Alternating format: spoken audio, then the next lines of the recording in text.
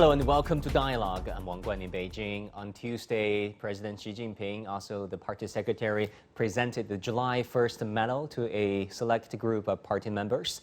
The July 1st medal is now, in fact, the highest honor in the CPC. What is special about the medal? Who are the 29 recipients? And how do people reflect on the performance of the Communist Party of China as it celebrates its 100th anniversary? For some insights, I'm joined by Dr. Wang Huiyao, President of the Center for China and Globalization, also by Han Hua, President of the Beijing Belt and Road Cooperative Community, and by Zun Ahmed Han, Research Fellow at Tsinghua University. Before we start, my colleague Zhou Yue interviewed Zhang Guimei, one of the recipients of the medal in Yunnan. Let's take a look. It looks like an ordinary school in China, but it is anything but ordinary. The school has an extraordinary principal. She is Zhang Guimei, 64 years old. She has no children, but thousands of girls call her mother. In 1974, Zhang, then 17, traveled to Yunnan to teach in this poor community. But soon, she found a problem.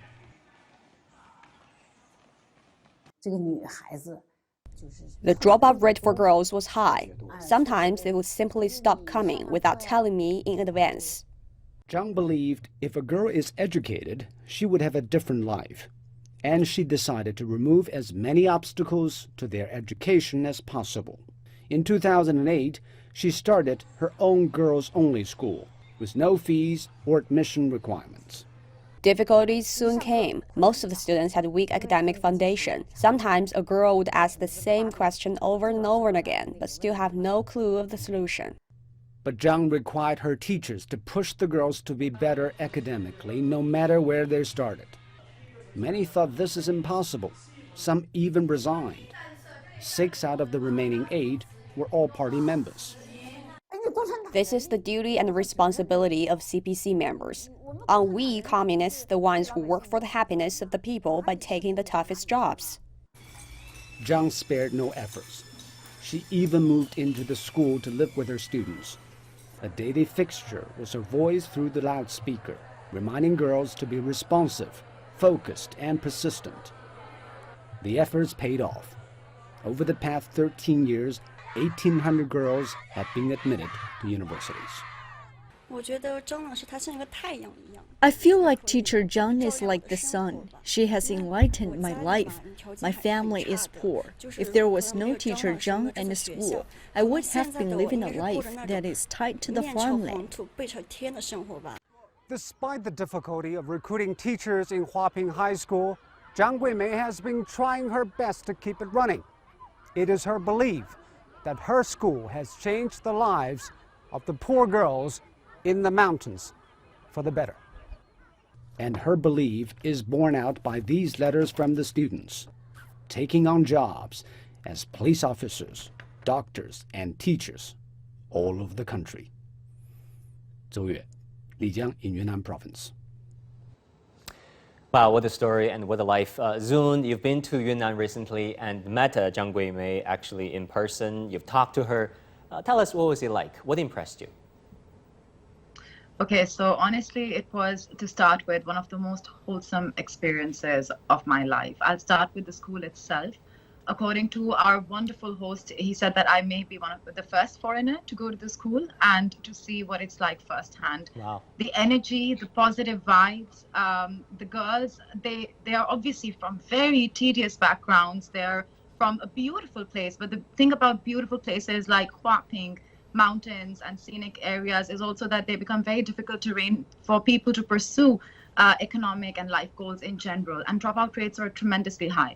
But when you look at those girls, I even played PE with them. I joined them in their PE class. I watched them learn different subjects. I talked to them during their assembly. That was very generous of Chang Laoshe to offer me. And how's their English? Not only good, pretty good, yes. And actually, they were so inquisitive. The first question a girl asked me was, oh, you're from Pakistan. Pakistan is part of the Belt and Road Initiative. We have a good relationship. But how do you perceive the future of relations between Pakistan under BRI, Pakistan and China? And I was just so impressed. I mean, these aren't just girls that are working hard in school and reading their books. They're also interested in the world. And this was definitely a freshman college student question. So anyway, the point is that they have a tedious, very tough routine. They wake up early in the morning around 5:30, spend minutes to have each meal. They sleep late. They're working throughout, and obviously teachers are working with them. And yet you see this very positive energy, this positive dedication. So it was a beautiful experience. And as a woman myself, I see many girls in other countries, including my own, suffer because they don't have access to schools. So it was definitely a place I recommend people to visit. And as far as Chang Laoshe is concerned, I spoke with her. She even said that I have a dream that now we are making an impact here, but I wish to make this an international school. I would wish to invite girls from such backgrounds from other countries to also benefit from our, as she said, humble initiative. She's extremely dedicated, down to earth, and she emphasizes that I'm just an ordinary person. But the truth is that her spirit is inculcating, is really resonating with so many young people. As Zoe mentioned, 1,800 girls have gone to university. What would their lives have been like had this lady not been there and had she not been working day and night? And the other thing is, I'll keep it short, but her health is not that. I mean, we all know that she has many health challenges, but she remains so dedicated. She has found a cause she really lives for. And I think that passion that she has, and the girls are also lucky to see her day and night, be around her, because she is sowing seeds of not only success, but also service in these girls. So it was a moving experience, to say the least. It is. I'm going to turn to another female guest of ours tonight, Ms. Han Hua. Jiang Guimei, the medal receiver, once said, "If I can save a woman, I save 3 generations." What do you make of what she said, especially given her background and given the era that she lives in? Yeah, what impressed me most is that certainly there is a personal feeling in her story that she can live in another city in Yunnan province when her husband died from cancer, because before that, she and her husband are both teachers in a comparatively comfortable city in Yunnan province, but she chose to be back to Lijiang and the rural area of Lijiang where she and her husband met. So the most significance to me is that she's not overcoming the difficulties she met in her life and work, but she took the liberty to face and to meet the challenges and tackle them. She understands how difficult in that rural areas that the girls' empowerment, the education conditions in that difficult period of time. So she took the liberty to challenge that by creating a new model of women empowerment in this new era, especially in the past 1 or 2 decades, the era when the new technology is much advanced, the era when people in the world can interact more easily in the history through internet. So she is preparing the girls and the women in the rural area of Lijiang to embrace this world at the same pace of girls and the women in the cities, so that the next generation or the generation after next, or the generation before them, the predecessors, can be able to embrace the world much better. Dr. Wang, it's apparent that our guests are pretty touched by the stories. The stories of the recipients did strike a chord in the heart of many. What do you make of these 29 recipients? What were your takeaway from this morning's ceremony? Well, I think it was quite impressive. Actually, it was the first time that CPC has awarded the medals like this, and which is the highest honor. I think one of the significance is that it's actually coming from all walks of life. I mean, the story of Jiang Guimei was a good example. I mean, how she served, so many children in the rural area. I mean, that's one of so many touching stories across China that is really led by CPC members to sacrifice and to hard work and to really consider others, serve the people. I think that is really the spirit I think I found on the 29 medalists that they're being awarded. They are actually, there's people from most of them are ordinary folks, but also the people from, like I know there's Ambassador Liu, actually from a former ambassador to Africa, and he was also one of the recipients. He has done a lot of work on the China-Africa Matters Corporation as well. And also there's other good examples, people from ethnic minorities, people from, there's a welding specialist, people, constructed China and many places. So I think the party take this great occasion of 100th centennial to award, those pioneers, those good examples, really to show that that's how China ticks, how China works. That 91 million party members, that they are setting the good examples. They serve the people. They consider others. They devote themselves to the country, and that's how a China lot of them works. are not necessarily elites or high-ranking official, but rather rank-and-file party members, if you will, ordinary folks. Absolutely. Is that a message the party is trying to send to the people in China and around the world? I think it sends a huge message that when probably people think about party members, they must be officials, they must be people in the elite. Not necessarily. Those are ordinary folks. Just to think of the largest party of the world with 91 million. So if they have a built-up consensus, if they have really working towards the same objective, if they have all the efforts put in together, that they can move move the mountains and the sea. I mean, they can have an enormous power that they can work together to really work towards one 5-year plan. That was after beautiful another. lyrics that you were citing.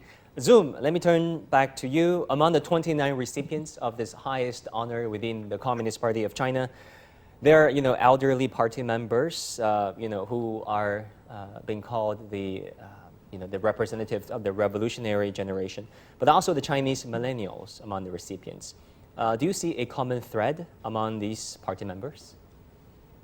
I think just as Wang Laoshi was saying that, you see a common thread. The thread is that there is a sense of spirit of dedication, and even with Jiang Guimei, her purpose to live a relatively comfortable life and go to these rural areas was that as party members, our responsibility, our purpose, we are party members because we are here to serve the people. We are here to take the supposedly tough jobs, so to speak, and try and have a positive value on society.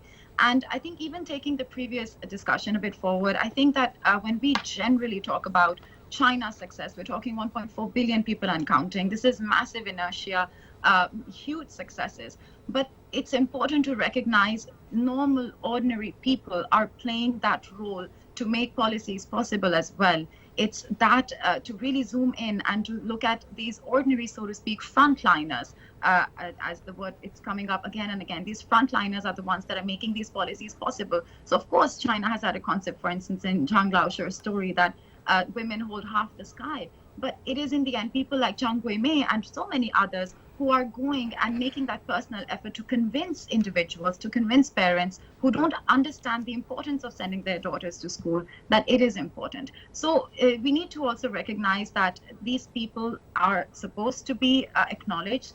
And I think China generally has a history to give merit high priority. We saw that even during COVID. I mean, as somewhat an outsider still, I feel that it's very positive the way China acknowledges and promotes and educates people about the sacrifices of the frontliners. It was during COVID, during when we look at the July 1st medal as well.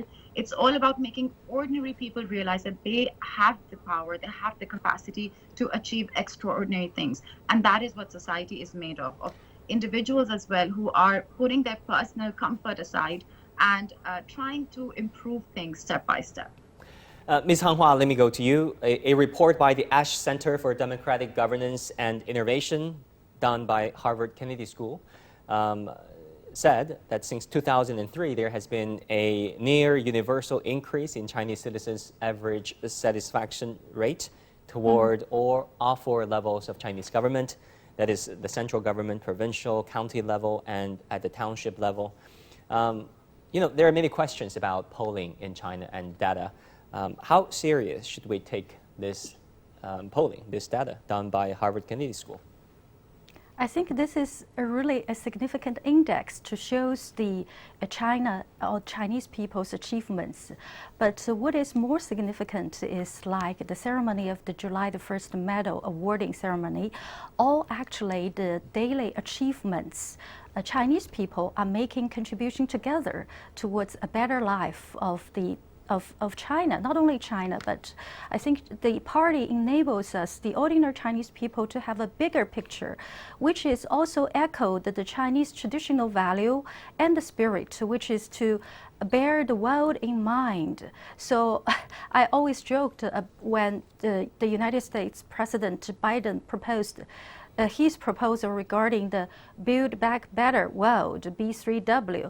But for China and Chinese, the polling, the statistics is very important, a very good reference. But on daily basis, the Chinese people is always moving forward. Like, from the establishment of New China, we have the 5-year plan. Now we are entering the 14th 5-year plan phase. So this is the plan, and this is the people, ordinary people like the award recipients, and also they are just as ordinary as my neighbors, and also the people who are working on their daily life and work. So they are making the contributions. So this is, I think this is the country's the spirits, and also the party spirits to contribute together for the welfare of the country, for the welfare of the community you want to build, and also the motherland. And also, I think I want to add is this kind of a spirit can impress and pass along, not only to impress the current generation, but to the much younger generations, like what we find out in the fight against COVID-19 last year, that many millennials, young party members and young people, young medical workers, they just write down there, take the oath, and they went to Wuhan to help the people suffering there. So everyone is not just bearing her own welfare in mind, but has a bigger heart, a big picture in their mind. And also, thanks to the party members' learning spirit, I think the country is evolving. So the people, the Chinese people in particular, I think they can take much easier towards the pollings, towards the statistics, when how we are perceived by the world think tanks, by the world statistics agencies, or by the world people. We just need to do much better. Dr. Wang, what do you think about this data showing that most Chinese, the vast majority of them, are actually satisfied with the performance of their party? Well, that's pretty true. I know the author of the study very well, Professor Tony Sachs, we just had a dialogue online recently, and he was also my friend when I was at Harvard Kennedy School. But what I can see is that the satisfaction from the party performance is not of nothing, because as we previous speaker just said, we see these party members activities everywhere. I mean, whether it's at the Wuhan, you have 50,000 medical staff went there. Most of them are popular party members. I remember Dr. Zhang Wenhong said at Shanghai Hospital, say, who going to register to go to Wuhan? Party members should go first. So that's where they have to do it. They have to deliver. Also on a Wenchuan earthquake, when people come for the rescue, it's all party members. So that kind of pioneer, that kind of a sacrifice spirit, I think that's how 91 million party members going to lead the general population towards that objective. So I think, with that kind of magnitude, I think Chinese Communist Party actually designed found a new way to motivate people, to really rally the consensus, to rally the power of construction of a great country, lift 800 million people out of poverty, build China into the second largest economy and largest trading nation with 130 countries. So that's where you have this 91 million people, plus many others work together. I mean, you have a core group that is already dedicated, that is really making sacrifice, serve the people, not really enjoying the privilege for themselves. So we have to really, but also I think the parties really purify anti-corruptions and all those things. So I think if they can reach that kind of self-purifying process, And by adding fresh and young people into that, China could be very, very hopeful to continue success miracle that it has. You know, if we take a step back and look at the concept of socialism and communism around the world, people perceive this concept very differently across different regions and ideological spectrums around the world. You know, socialism started as an experiment, and to be honest, it had its fair share of setbacks, adversities, you know, as an economic model that didn't really work, and a governance system that sometimes failed. How do you think the Communist Party of China defining the concept of socialism?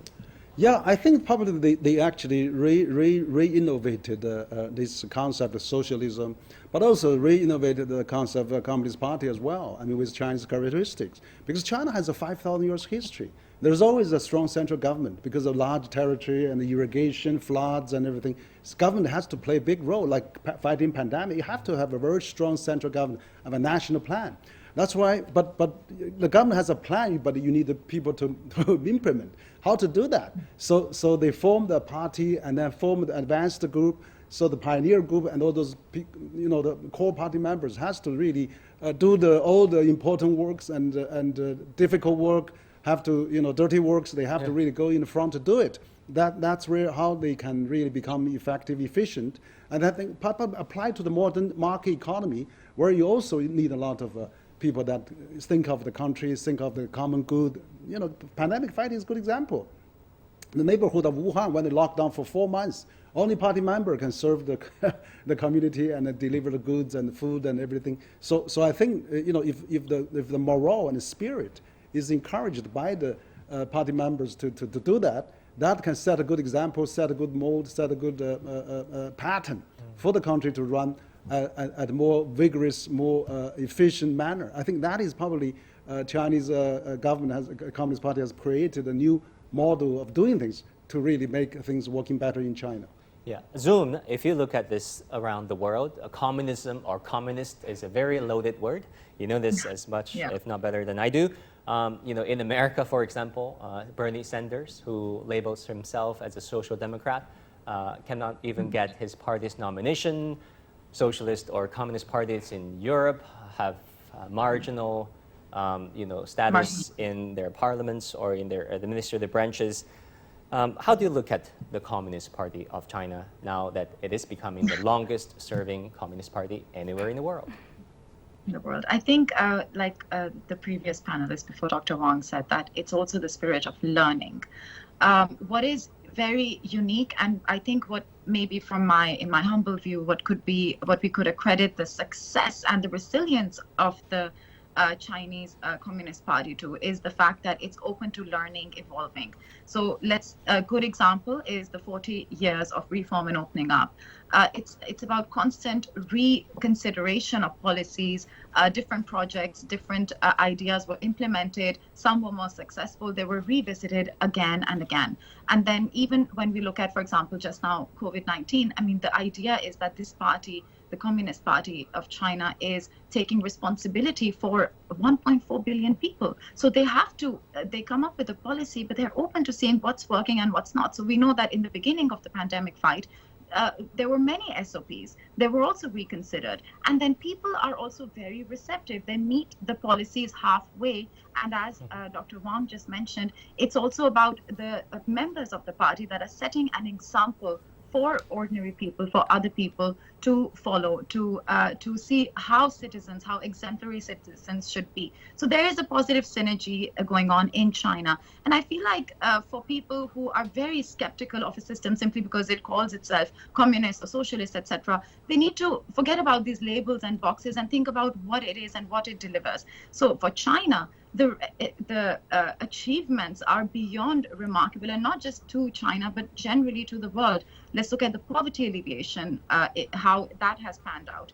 And when we also talk about poverty alleviation, it's not just an idea, but it's being implemented on various levels. Huaping's example, mango farming was introduced there, but there's a network of roads that's required to make that mango farming successful as an enterprise. There are people being educated on the side to make it possible for a growing economy, for a town or a village that's improving its economy to have relevant labor. So there are multiple ideas, there are multiple policies and people that are working together in synergy. So we have to move beyond these biases. We are living in a world where China is increasingly important. China is playing an increasingly important role in the world, also in terms of the Belt and Road Initiative.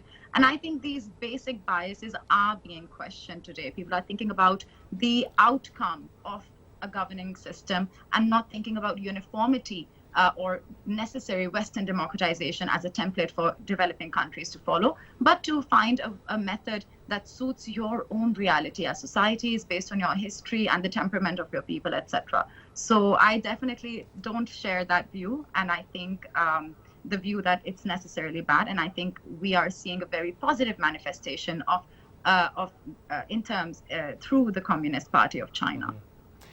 Ms. Han Hua, how do you look at this? I mean, Noam Chomsky once said that anti-communism is still the national level ideology held by people in America, according to Chomsky. How receptive do you think the Western audience really is when it comes to looking at the stories of the CPC? Yeah. I actually tend to look at the questions through a different approach, which is to think about your daily life and work. What do you bring to the dinner table? What topic do you want to bring to the dinner table? It's certainly not the discussion about ideology, socialism or communism, but rather to talk about, I think it's a universal or a very common topics that, you know, how, whether you're happy or not during your daily work or study, and how much you earned, and what you did, what did you do? And how did you communicate or interact with your team members if you are in a teamwork? And what is the result? What is the achievement or accomplishment from your work and life? So this is more result-driven approach rather than the discussion about the ideology. So if we take from this perspective, the CPC certainly is evolving through its hard work and never stopped learning process by trying to encourage and live the people's livelihood, to raise the people's happiness and their awareness of the nation's big issues. And also, you know, China entered into the 21st century with certain history and humiliation when even the capital of Beijing was invaded then. So after 100 years, we are already the largest, the company with the largest economy, the country with the largest economy, and we have the longest railroads and the high-speed roads. So these are the results, and people can receive not only a basic education, but much more decent education, even for Zhang Guimei students. And also, like Dr. Wang just said, shared with us the diplomats like Liu Guijing, the senior ambassador to Africa. I don't think that even his job is very glamorous, but I think when he discussed with his counterpart in Africa, they are not discussing about the ideology, but rather how the bridge that China helped build can connect more people in Africa. So things like that. It's definitely important to see whatever works. Dr. Wang, their final words, final thoughts on this. Yeah, I think that CPC not only working by themselves, there's also 8 democratic parties in China, non-party affiliates. So it's actually they work with other society elites and members as well. So I think that's a political consultation, the political process, democratic decision making, and also all those actually helps the government to balance and checks and everything. So I think with all those, with the party member, but the other parties as well, working together, that made China also quite effective. All right, I want to thank all our guests for being part of the discussion tonight, and thank you for watching Dialogue. I'm Wang Guan in Beijing.